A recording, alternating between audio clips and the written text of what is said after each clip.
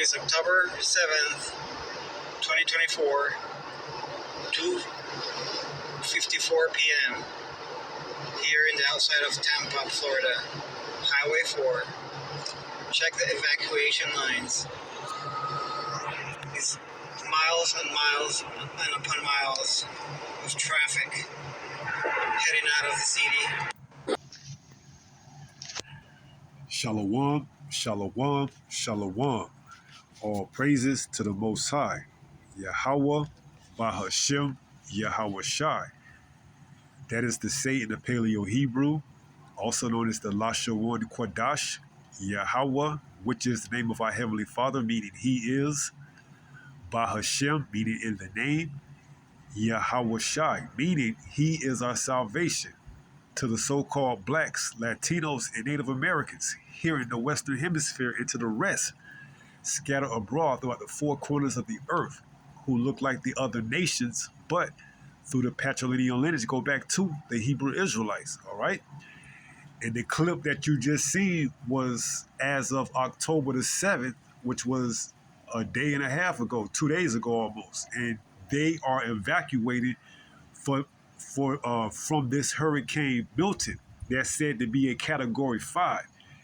And the surge is said to be, at least 8 to 10 feet, if not more, all right? And they haven't had anything like this in almost 100 years, all right? So the fact that everybody at one time is evacuated is causing massive backups on, I believe it was I-4, Interstate 4, okay? Leaving out of Tampa to seek refuge in other cities, other neighboring cities, okay? And hey, if this is happening just by this, imagine when all hell breaks loose. Imagine when the famine kicks in and they telling you that, hey, this town won't be getting no food or no trucks coming in for the next 2, 3, maybe, 4 weeks, man. And they broadcast that across the screen, across your phone, across whatever, okay? And people start to leave, and hey, it's gonna be pandemonium, okay? And we hear Second Ezra chapter 15, verse 4. It says, "For the unfaithful shall die in their unfaithfulness." You see, and this is exactly what's coming, man. Judgment for all you unfaithfulness, okay? All you, praise the Lord, praise God, praise Jesus, it's going to come to find out that your faith ain't what you thought it was. And you never thought it was to begin with because you never believed this time would ever present itself. And now that we here, you left out there in the dark, man. Just like the Egyptians was back then in Egypt, okay? But today is the modern day Egyptians, you Americans, because America is the modern day Egypt, okay? It says, verse 4, "For all the unfaithful shall die in their unfaithfulness." Verse 5, "Behold, saith the Lord, I will bring plagues upon the world, the sword, famine, death, and destruction." Okay? And that's all coming here to America, man. Famine, the sword, death, and destruction, all right? The people ain't going to be ready. Because why? When the chance of repentance was open, they didn't take it. They didn't make the most of it. When the servants, the prophets of the Most High, Yahweh, was out prophesying, they didn't take heed, okay? They just kept going on by their day like nothing, all right? Now when Esau, Edom, you see, that's the mindset of the people, man, all right? When Esau, Edom tells them something, they jump to it. You see? They jump to it. No question asked. Esau, Edom, the so-called white man, tells them that, hey, Hurricane Milton is coming to destroy everything. They jump in their cars and they leave. But when you got a so-called black, Latino, and Native American out there telling you that the Most High is getting ready to come, you guys turn your nose up at them. You think you're too good, and you don't take heed. Okay, that goes to show you that you unfaithfulness Jakes is going to die in your unfaithfulness. All right, because you don't want to take heed from the Lord, you want to take heed from the man, Esau, Edom. And what does it tell us in Jeremiah 17, verse 5? "Cursed be the man who puts his trust in man," okay? here it is, this hurricane coming, and all y'all are evacuated, and the Most High can deviate this hurricane where it doesn't even come and touch land, man. All right, but the fact of the matter is, you jump to it when Esau Edom puts out a warning on TV, on the phone, or whatever. But when the Most High puts out his warning through his servants, the prophets, you mock, you scoff, you laugh, you look at them like they crazy. All right, but it's coming a time that you're going to die in your unfaithfulness. All right. Verse 6, for the wickedness have exceedingly polluted the whole earth, and their hurtful works are fulfilled. Verse 7, therefore saith the Lord, I will hold my tongue no more as touching their wickedness. Right. And that's why you see these disasters starting to be more frequently, devastating. Okay. Because the wickedness has exceeded, it has polluted the earth, primarily here in Babylon the Great, man. That's why Babylon the Great is going to get judged, that great whore, okay? That rideth on the water. She's going to get judged, all right? The hardest, because once those thermonuclear missiles come and destroy Babylon the Great, which is America, it will no longer be existent, and it will not ever be built back up. It would be just for a memorial of what happens when you come against the Lord and you dwell in wickedness, all right? Verse 8, I will hold my tongue no more as touching their wickedness, which they profanely commit. Neither will I suffer them in those things in which they wickedly exercise themselves. Behold, the innocent and righteous blood crieth unto me. Right. And who is that? That's the men of the Lord, okay? The servants, the prophets, all right? It says what? Mark them that cry and nigh day and night, all right? Let's get it. This is the book of Ezekiel, chapter 9, and verse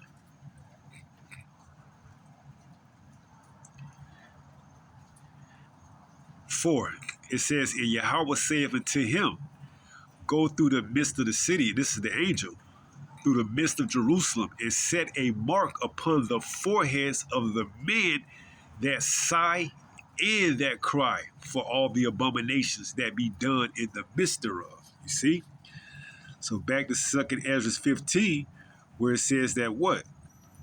The innocent and the righteous do what? Let's go. 2nd Ezra 15 and verse 8, it says, the innocent and the righteous blood crieth unto me, and the souls of the just complain continually. You see? And that's what we're doing. And in doing so, the Most High is starting to answer our prayers, man. You see? He's starting to bring judgment. We starting to see the downfall of this man's kingdom, man. Okay? And it ain't looking good, all right, for you 2/3, man. And the rest of you heathens, all right? It ain't looking good. Y'all have no escape route. Y'all have no way out of this place, man. All right? This is pretty much going to be your resting place. This is where you're going to get judged at, all right? Along with the great whore. Verse 9, and therefore saith the Lord, I will surely avenge them and receive unto me all the innocent blood from among them, right? And he's going to clean this place, man. He's going to demolish, he's going to annihilate America, all right? To the point where, hey, it ain't going to be nothing but a desert with nothing but, birds, those desert birds dwelling here. And not to forget or not to, let the land of Israel that's being currently inhabited by those 1948ers, that's going to get purged too, man. All right. The only thing about the land of Israel, our land, which is being currently inhabited by, the 1948ers is what? Our land will get rebuilt back up. Okay. But it got to be purged too by the way of what? Those thermonuclear missiles, man. So it says, verse 9, 2nd Ezra 15 and 9, and therefore saith the Lord, I will surely avenge them and receive unto me all the innocent blood from among them. Verse 10, behold, my people is led as a flock to the slaughter.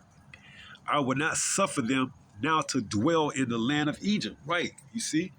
So we were led to the what? To the slaughter.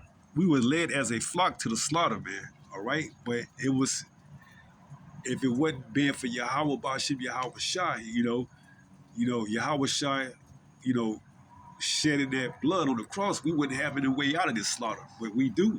Okay, those of us that are of the elect, we have a way up out of this place. But the 2/3, they don't, man. This is going to be their final stop, their final resting place. Where they get judged along with the other heathens. So it says, verse 10, behold, my people is led as a flock to the slaughter. I will not suffer them now to dwell in the land of Egypt. Right. And those of us that's going to receive that mercy, and those of us that are of the elect, we will not, let me say that, Yahweh Bahashim Yahweh Shah will not suffer us to dwell in this land when those thermonuclear missiles come. You see? When those ICBMs, those intercontinental ballistic missiles come, he will not suffer us to dwell here along with the rest of the 2/3 and the rest of these heathens and receive the judgment along with this whore, Babylon the Great, America. Okay? We're going to be delivered in fashion, pursuant to Jeremiah 16 and 14. All right? Verse 11. But I will bring them with a mighty hand and a stretched out arm, and smite Egypt with plagues as before, and will destroy all the land thereof. You see, this Egypt is speaking of America, because the Egypt that was before was the Egypt that we came out and went into the wilderness for 40 years, and he smite that Egypt with all type of plagues. Okay, one of the plagues was darkness, where you couldn't even see your hand in front of your face. Another plague was lice. Another plague was, frogs. Another plague was, he did away with the firstborn cattle and the firstborn, of the Egyptians. You see? But this right here, hey, it's going to be just like that. It's going to be even worse. So it says what? Verse 11, but I will bring them with a mighty hand and a stretched out arm, and smite Egypt with plagues. This is America, as before. You see, it will destroy all the land thereof. And this place will be destroyed. Make no mistake about it. All right. And going back to Jeremiah 14, because this Egypt, when we're delivered out of America, is going to make the Exodus that we left out of Egypt back then look like, child's play. Okay. This deliverance is going to be talked about forever, man. Did you see what Yahweh Shah and the angels did to those of the elect that were in Egypt, America, how he delivered them with great fashion, and the chariots, the so-called UFOs, beamed them up just in the nick of time when the missiles were coming to destroy everybody else? It's going to be talked about all throughout the kingdom. This is Jeremiah chapter 16, and let's start at verse 14. Jeremiah 16 and 14. It says, therefore, behold, the days come, saith Yahweh, that it shall no more be said, Yahweh liveth, that brought up the children of Israel out of the land of Egypt. You see? See, right now, everybody's saying, oh, the Lord this and the Lord that brought up the children of Israel. They make movies about it, the 10 Commandments with Charleston Heston, But this Egypt right here, America, spiritually, Sodom and Gomorrah, and Egypt as well, this deliverance in the modern day Egypt, which is America, is going to be the new that you hear, that you see, because it's going to be televised through what? The way of smartphones, through whatever devices that's, available. It says what? Verse 15, but Yahweh liveth, that brought up the children of Israel, you so-called blacks, Latinos, and Native Americans, from the land of the north, which is what? America, okay? And from all the lands, right? Because you got Israelites scattered throughout the four corners of the earth, and there are going to be certain individuals of the elect that's going to be getting beamed up and saved too. Because why? The missiles is going to be flying and hit all type of places throughout the whole earth. But a bulk majority of the thermonuclear missiles is reserved here for Babylon the Great, that great whore, okay? And you burn, the judgment for a whore is you have to burn her, okay? And America's going to get burned by the way of thermonuclear missiles, you see? And this place is going to be overkill with thermonuclear missiles, man. And just when those thermonuclear missiles come, the chariots are going to, at the same time, beam up the elect, okay? So it says, verse 15, but Yahweh liveth that brought up the children of Israel from the land of the north and from all the lands whither he hath driven them. And I will bring them again into their land that I gave unto their fathers, right? And that's what we're going at. We're going back to Israel after that land is purged.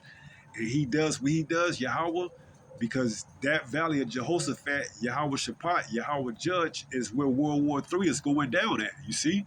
And that's why all, the talk and all you hear about is Iran striking, you know, what is it called? Iran striking the dome, David slain, Arrow 2 and 3 missile defense, all that, okay? Because that's all being, prophesied that what?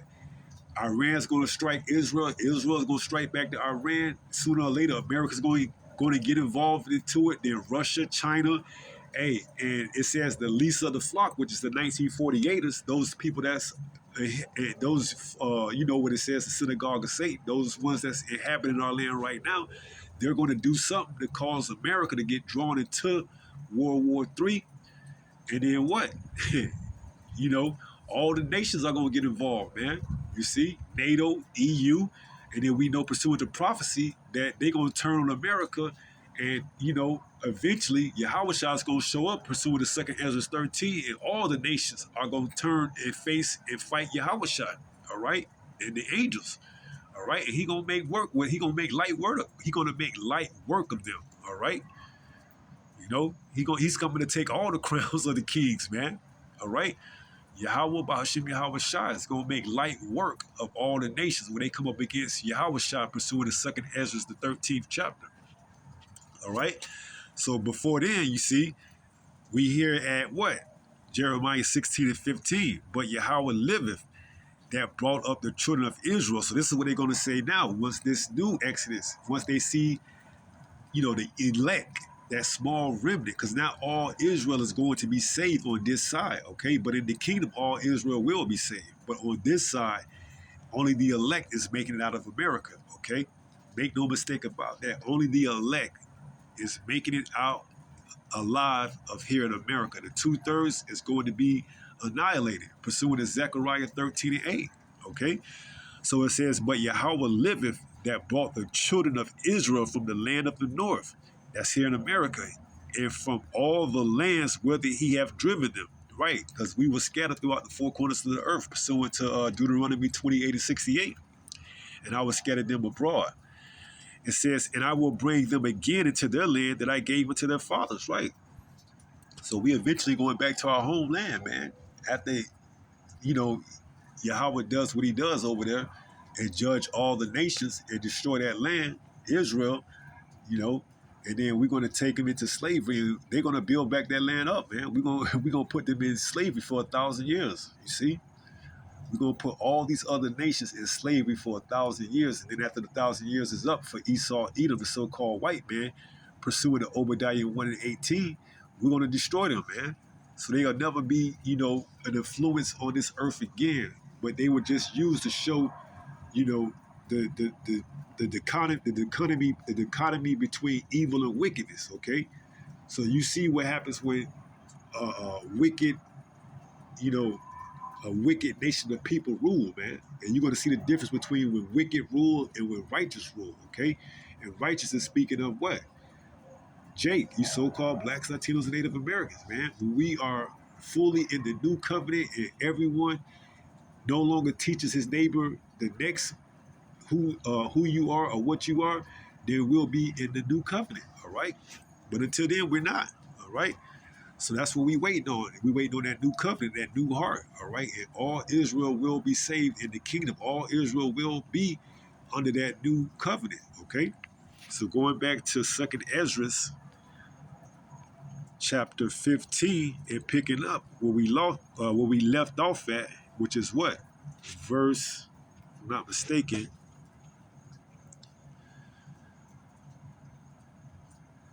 Verse 11, it says, but I will bring them with a mighty hand and a stretched out arm and smite Egypt with plagues as before, right?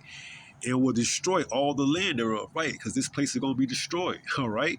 All of it, all right? There's not going to be anything left here in Babylon the Great, America, Egypt, after those thermonuclear missiles come and do what they're supposed to do, because the spirit of Yahweh Bahashim Yahweh Shai is going to be in those thermonuclear missiles, man. You see, they're not going to break their rank. They're going to hit their targets. They're going to hit everything they're supposed to be able to do. All right? That's Joel 2. Verse 12, Egypt shall mourn, and the foundation of it shall be smitten with the plague and punishment that the Most High shall bring upon it. Right? Those thermonuclear missiles, ICBMs. Verse 13, they that till the ground shall mourn, for their seed shall fail through the blasted in hell, and with a fearful constellation. 14, woe to the world and them that dwell therein, for the sword in their destruction draweth nigh, and one people shall stand up and fight against another, and swords in their hands. What is the sword? The modern day firearm, but ultimately those thermonuclear missiles. You see, because hey, it's gonna be a World War III for the ages. All right, you're gonna have missiles flying throughout the whole earth, man, from one continent to the next. Okay, that's why they call them intercontinental, because they're gonna be going from one continent to the other. They're gonna be shot up into the atmosphere and they're gonna come down. And those warheads are gonna fall off, and it's going to hit its attended targets. All right, it's gonna put this place on. It's gonna put this place on its back, man. A whore like to lay on her back, so it's gonna put America on her back, man. It's gonna finish her off. All right.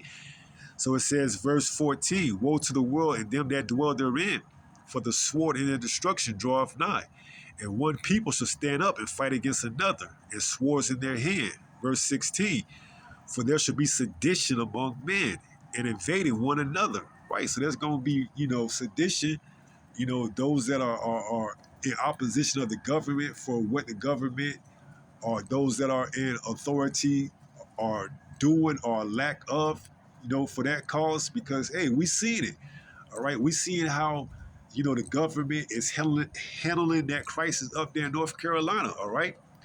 Here it is, you got the people who you supposed to be, taking care of first, pretty much getting a slap in the face by giving only $750 for a crisis that could potentially set them back for years, man.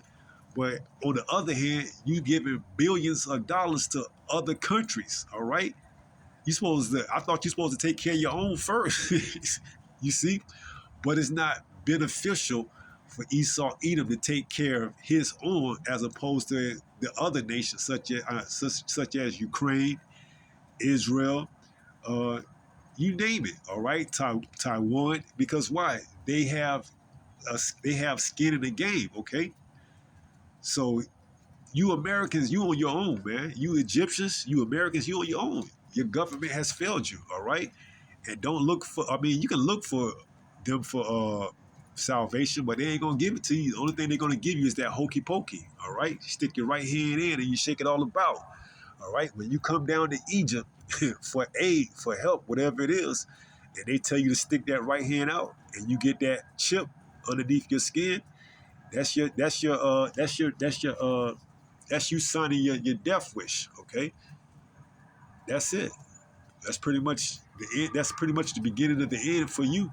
When you get that chip, that micro CHIP underneath your right hand or your forehead, pursuing the Revelation 13, 16 down to 18, that's the beginning of the end for you. Only thing left is for you to wait for the missiles to come. So it says, verse 16, for there should be sedition among men. Right. So they're going to be those that's bucking up, putting out, narratives, how the government is, letting them down. Those that are in authority, aren't here to save and rescue us. We here on our own. There's going to be all type of sedition. All right. It says what? And invading one another. They shall not regard their kings nor princes. Right. They're going to say to hell with the government, man. They've letting us down, man. Here it is. We, for instance, the thing that took place in Asheville, North Carolina, they gotta get it on their own. All right. And now they talking about down south in Tampa, hey, we gonna see exactly how they gonna handle it this time around in Tampa if it comes to the extent that they expected it to, which is a Category 5. We gonna see if the government go give the appropriate resources needed, as they would to another country such as Israel or Ukraine. You see, it's nothing for the government to give money. They just print it. You see, but what do? Give you Americans $750 for what? A potential $1 trillion catastrophe. What you gonna do with $750, man? That's a slap in the face, man. You can't rebuild your house. I mean, the best thing you could do is probably get a phone or a computer, and you ain't got internet. You see? So what good is $750 gonna do for you? If there's no groceries, if there's no food, no shelter. They might as well just keep that. All right.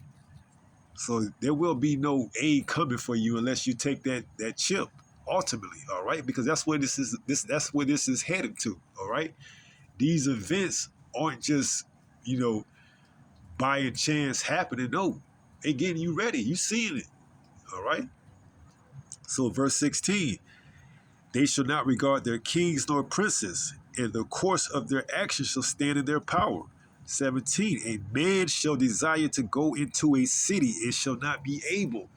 So you see those people that were on that highway, Interstate 4, leaving Tampa, coming to the surrounding cities. What do you think they're going to do when they get here and they find out the hotels are sold out?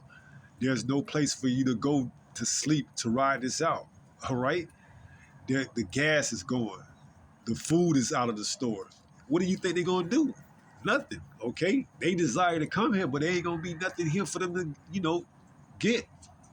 But they're going to have an opportunity to go down to one of these detention centers, one of these, camps, and get aid, and that's where they're going to go, okay? Because why? That's the ultimate end game, is to get as many chipped as possible. So it says, verse 17, a man shall desire to go into a city and shall not be able. For because of the pride, the city shall be troubled. The houses shall be destroyed, and men shall be afraid. You see? It's going to pretty much be a dog-eat-dog world in this time, man. All right? And we're vastly approaching it, all right? When you talk about, a potential outage, lights are out, due to whatever, whether it's a hurricane, whether it's a cyber attack, whatever, the internet is out. There's no, relief in sight. It's pretty much every man for themselves. All right. And that's the times we're coming into. So it says, for because of their pride, the city shall be troubled, the houses shall be destroyed, and men shall be afraid. Right. We're talking about, Jacob's trouble. All right. Ask now, where do you see a woman in travail, but now a man in trouble? Let's see if I can get that so I don't, butcher it up as much as I already done. This is Jeremiah chapter 30.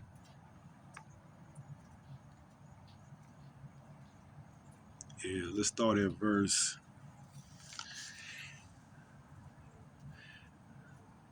Jeremiah 30 and verse 5 says, for thus saith Yahweh, we have heard a voice of trembling, of fear, and not of peace. Right, it ain't going to be pretty, man. You see, Yahweh is giving you the warning right now, man.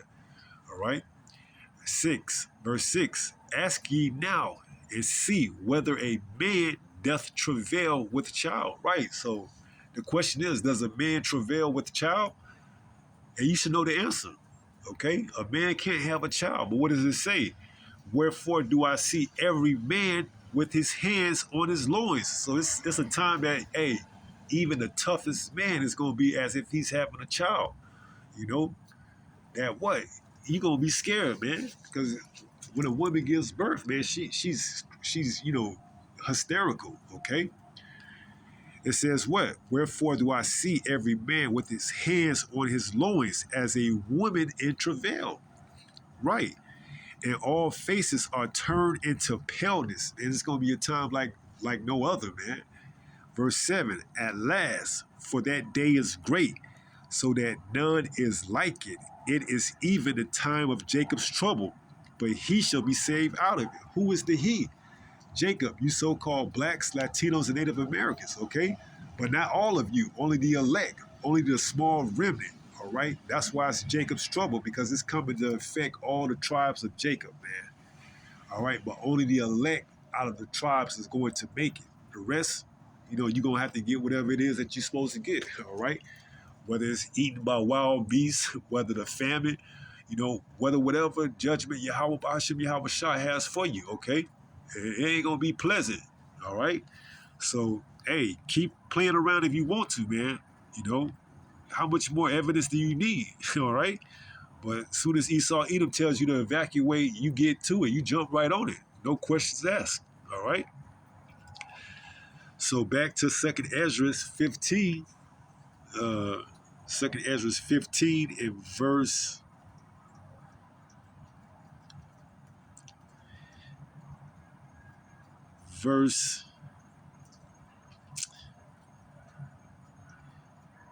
18, it says, for because of their pride, the city shall be troubled, the houses shall be destroyed, and man shall be afraid. Right, we went into that, Jeremiah 30. Verse 19, a man shall have no pity upon his neighbor. Right, the same ones you wave to, you talk to.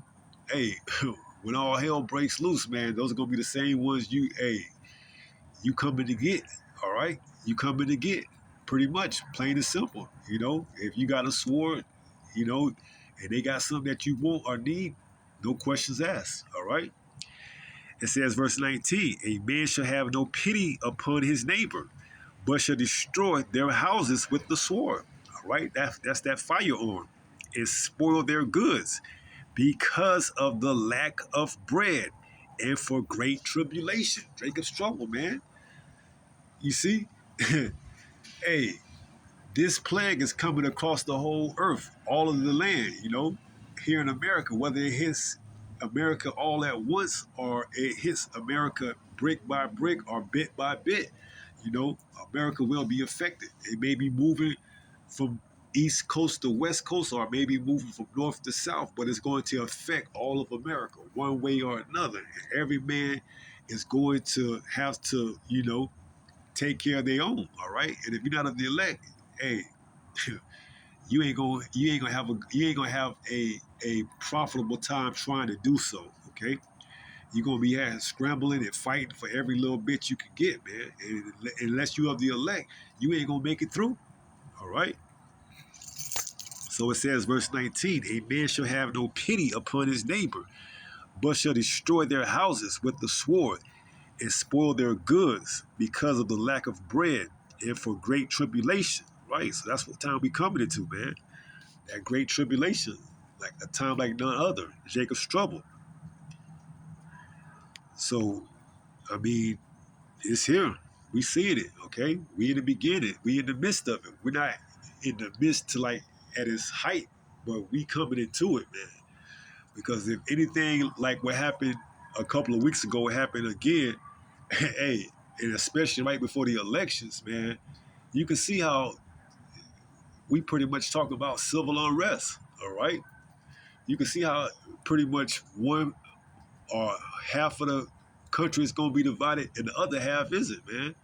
All right, and you can pretty much see people here on the East Coast working their way out towards the West Coast looking for, resources, supplies, food, whatever, you know? And hey, those people on the West Coast, they're gonna be like, nah, you can't come take our stuff, man. We just got enough for ourselves, man. You know?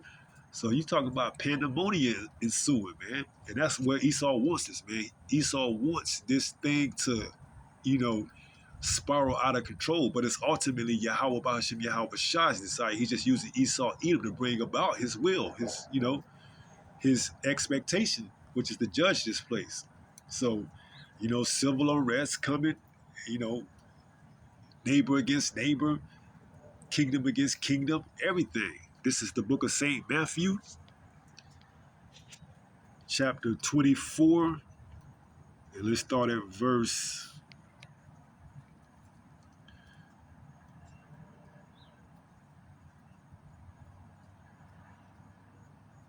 let's start at 7. It says, "For nation shall rise against nation, and kingdom against kingdom, and there shall be famines and pestilence and earthquakes in diverse places," man.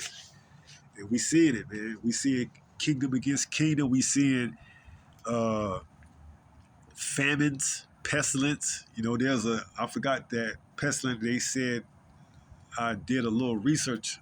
I think it's the Nibira virus, something along that. The Nibira or Niberia, virus. You know what I'm talking about. That's a new plague. Well, not a new plague, but they say that's resurfacing. You got the MPOX, of course, and the Burr FLU, man. So we gonna see exactly how Esau Edom wants to implode this thing, man. All right. But it says, verse 7, "For nation shall rise against nation." We see it, Iran and Israel, and, the Israelis going at it, man. All right. Hey, war is on the horizon, man. But the thermonuclear missiles can't come flying here to America till that micro CHIP is made mandatory, all right? Till that micro CHIP is made mandatory, the missiles won't come to destroy America, and we can't get out of here until then. But up until then, these rumors of wars is what you're hearing, the beginning of sorrows, all right? So it says, "For nation shall rise against nation, and kingdom against kingdom, and there should be famines and pestilence and earthquakes in diverse places," man. And although it says earthquakes, you could lump hurricanes in there as well, because this hurricane is like none other. They haven't seen anything like this in 100 years allegedly. All right, and it's coming to hit the same place that it hit a couple of weeks ago, a diverse place, man. All right, something about Tampa, man, that's got to get it, you know. And it hit Asheville, North Carolina, which don't rarely or hardly ever get hurricanes, but it came and hit it. Now, some is saying it was foul play. Some are saying that that was direct weapons, used to destroy that place because of the lithium. All right, there's lithium that you find in your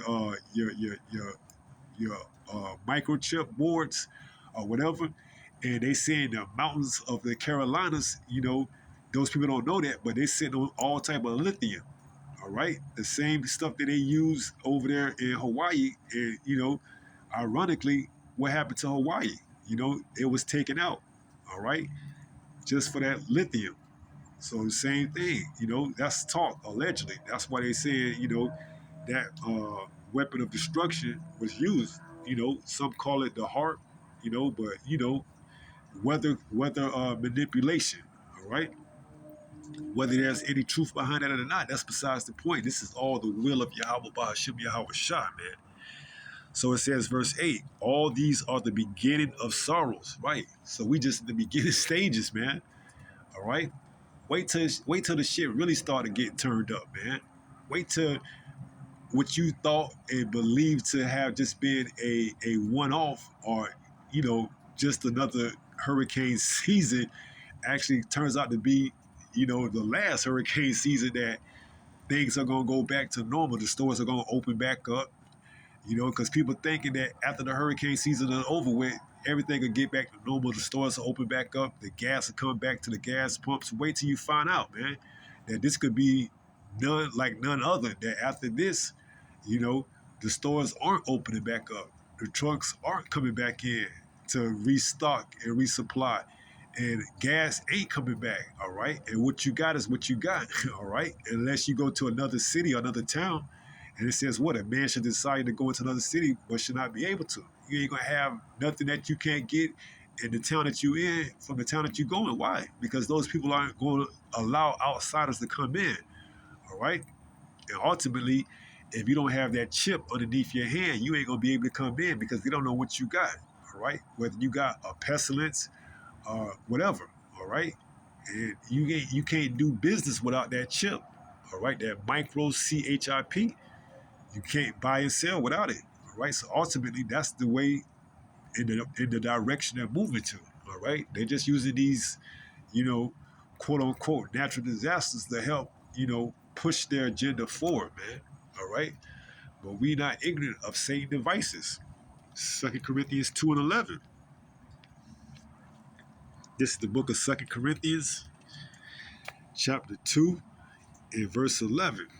It says what? Lest Satan should get an advantage of us. You see? Now, he's going to get an advantage of the two-thirds, you know. They're going to buy into it, okay? They're going to buy all the chaos and pandemonium, you know, and flee and evacuate and, you know, go to the next town or next city, man, because they have no faith. See, they don't want to move when Yahweh Ba'ashim Yahweh Shai say so. They want to move when Esau Edom tells them to, all right? Which is why they're going to be, you know, given to the slaughter, all right? I believe that's Isaiah 65 and verse 12. But let's finish this verse right here. 2 Corinthians 2 and 11. Lest Satan should get an advantage of us, for we are not ignorant of his devices, right? We understand. And one of his main devices he uses is fear, all right? He pumps fear through what? His social media platforms, through what? His TV, his news channels, his broadcasts. That's how he pumps fear, man. And what does it tell us? What does it tell us in 2 Timothy 1 and 7? Yahweh did not give us a spirit of fear, but of love and of power and of a sound mind.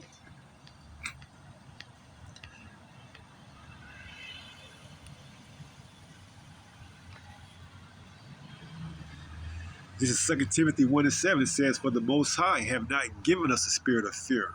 So who gave it to you then? If you fearing what's to come, if you fearing what the media say, Satan. That's why I said 2 Corinthians 2 and 11, lest Satan should get an advantage of us, for we are not ignorant of his devices. Yahweh did not give us a spirit of fear. We reading it. It says what? For the Most High have not given us a spirit of fear, but of power and of love and of a sound mind. Isaiah 33 and 6, for wisdom and knowledge shall be the stability of thy times. All right? So this book, the Holy Bible, this truth, these prophecies is giving us wisdom and knowledge. It's giving us that stability. It's giving us a sound mind. Satan would like for us to have a fearful mind, okay? But those of us that are of the elect, we're going to have a sound mind, even through the midst of all this chaos, all right? While everybody is, you know, losing their head, losing their mind, trying to figure out what to do, scrambling at the last second, panicking, and doing everything else, we cool as a cucumber, man.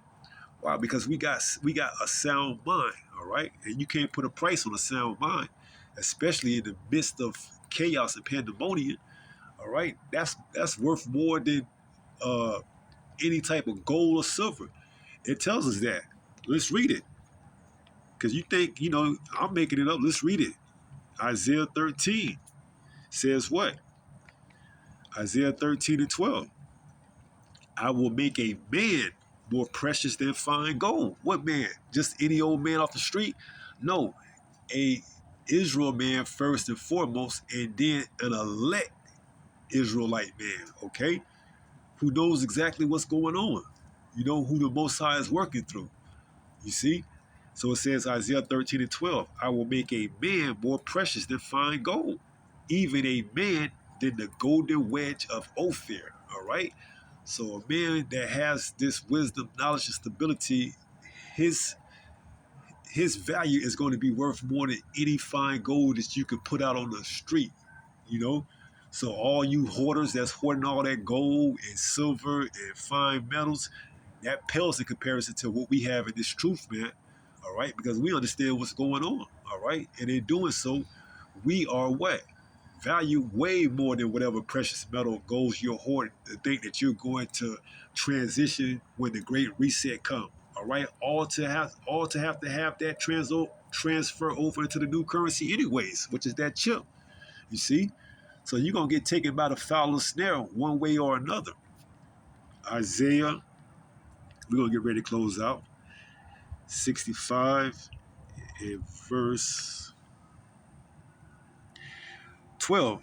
Isaiah 65 and 12 says, therefore will I number you to the sword, and ye shall all bow down to the slaughter, because when I called, ye did not answer. Right.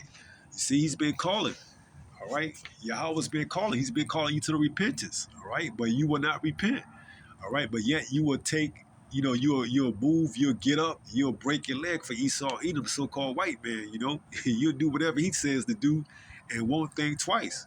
All right, but when Yahweh Bashim Yahweh Shai is calling you to repentance, no, it's always I got till tomorrow.